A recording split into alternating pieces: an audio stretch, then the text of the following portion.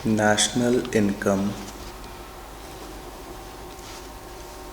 इसमें सबसे पहले करेंगे मेथड नंबर 1, इनकम मेथड।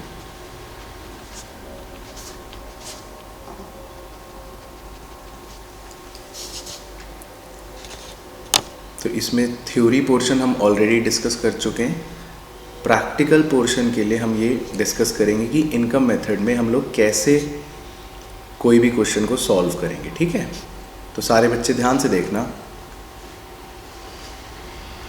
सबसे पहले तो इनकम मेथड से जो हमारा एलएचएस में आंसर आता है उसे हम लिखते हैं एनडीपीएफसी, जिसे आप डोमेस्टिक इनकम भी बोलते हो। तो पहली चीज़ तो ये ध्यान रखनी है कि इनकम मेथड में जो एलएचएस में आंसर आएगा वो एनडीपीएफसी होगा। अब इस एनडीपीएफसी में हम 3 चीज़ें ऐड करते हैं। क्या क्या? Number 1, compensation of employees. Number 2, operating surplus. और number 3, mixed income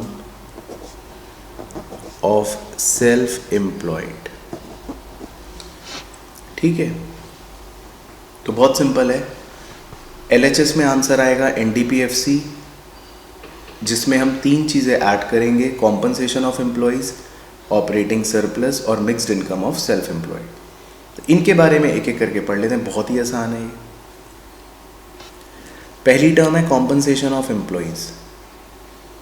compensation of employees का मतलब है कि कोई भी एम्प्लॉयर अपने एम्प्लॉय को जो पे करता है उसे बोलते हैं कॉम्पनसेशन ऑफ एम्प्लॉयज़।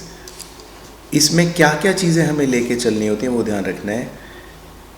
एक तो वेजेस एंड सैलरीज, चाहे कैश में दी हो या वेजेस एंड सैलरीज काइंड में दी हो,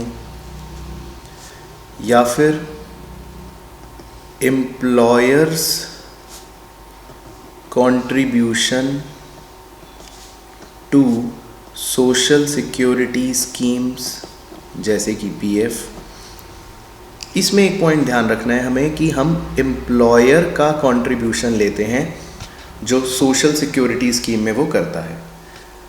अगर क्वेश्चन बोलेगा कि एम्प्लॉई कंट्रीब्यूशन है तो उसे हम नहीं लेंगे, हमें सिर्फ एम्प्लॉयर्स का कंट्रीब्यूशन ही कॉम्पनसेशन का पार्ट लेके चलना है।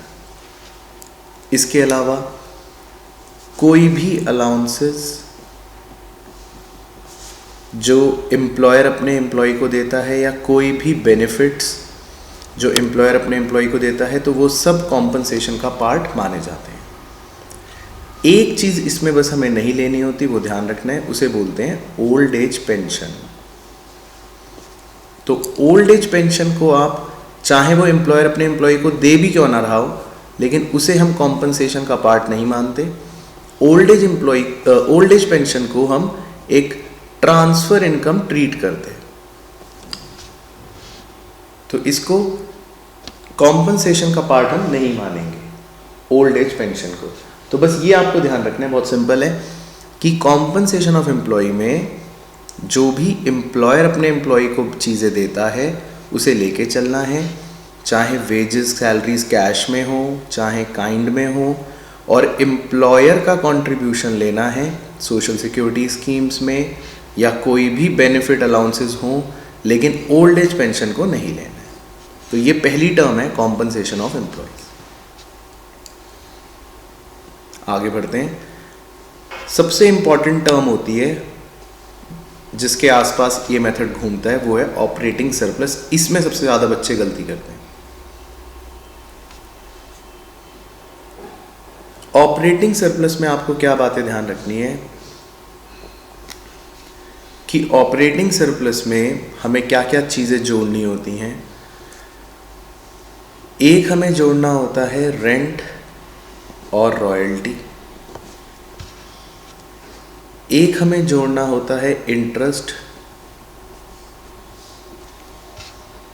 और तीसरी सबसे इंपॉर्टेंट चीज हमें जोड़नी होती है प्रॉफिट्स।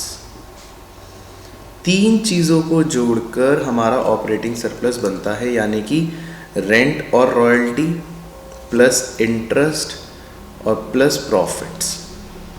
तो तीन चीज़ों को जोड़कर ऑपरेटिंग सरप्लस बनता है। तो यहाँ पे कभी कभी बच्चे क्या गलती करते हैं, क्वेश्चन में हमें प्रॉफिट्स भी दे रखा होता है और ऑपरेटिंग सरप्लस भी दे रखा होता है, तो बच्चे जल्दी जल्दी में ऑपरेटिंग सरप्लस की वैल्यू और प्रॉफिट की वैल्यू दोनों को ऐड कर लेते हैं, तो वो डुप्लीकेशन ऑफ प्रॉफिट हो जाएगा, फिर गलत हो जाएगा। अगर क्वेश्चन ने ऑपरेटिंग सरप्लस वर्ड दे रखा है तो इट मीन्स उसके अंदर के कंपोनेंट्स उसमें ऑलरेडी इंक्लूडेड हैं। तो अगर क्वेश्चन आपको ऑपरेटिंग सरप्लस या प्रॉफिट्स दोनों देता है कंफ्यूज करने के लिए, तो आप सिर्फ ऑपरेटिंग सरप्लस लोगे, प्रॉफिट को नहीं लोगे। और अगर ऑपरेटिंग सरप्लस नहीं दे रखा तो फिर आप तीनों चीज़ों को ऐड कर दोगे तो आपका ऑपरेटिंग सरप्लस आ जाएगा। तो बहुत सिंपल है ये। ऑपरेटिंग सरप्लस में तीन कंपोनेंट्स, रेंट, रॉयल्टी, इंटरेस्ट और प्रॉफिट्स।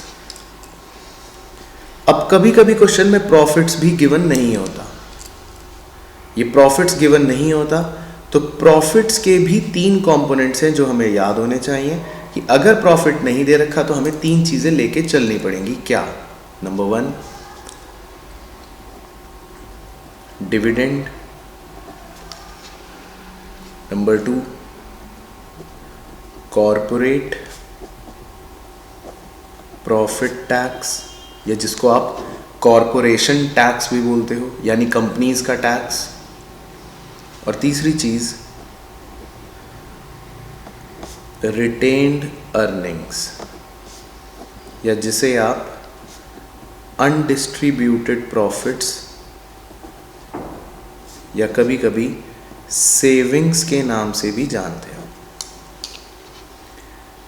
तो ये भी सेम चीज़ है कि अगर क्वेश्चन में हमें प्रॉफिट्स नहीं दे रखा होगा तो प्रॉफिट्स निकालने के लिए हम तीन कंपोनेंट उसके जोड़ लेंगे। एक होता है डिविडेंड, एक होता है कॉरपोरेशन टैक्स, और एक होते हैं रिटेन्ड अर्निंग्स या अनडिस्ट्रीब्यूटेड प्रॉफिट्स।